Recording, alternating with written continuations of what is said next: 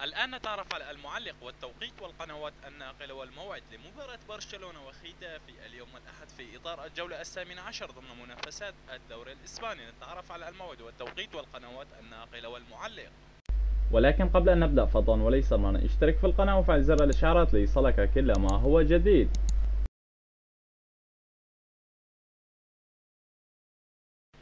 مباراة برشلونة وختافي اليوم الأحد 22/1/2023. نادي برشلونة يستضيف ختافي في إطار الجولة الرابعة عشر ضمن منافسات الدوري الإسباني، وستنطلق بداية المباراة في تمام الساعة 8:30 مساء بتوقيت مكة المكرمة وبتوقيت العراق وسوريا، وبتوقيت مصر في تمام الساعة 7:30، وبتوقيت تونس والمغرب والجزائر ستنطلق بداية المباراة في تمام الساعة 6:30 مساء. وستذاع المباراة حصريا عبر قناة بين سبورت الرياضية القناة الأولى.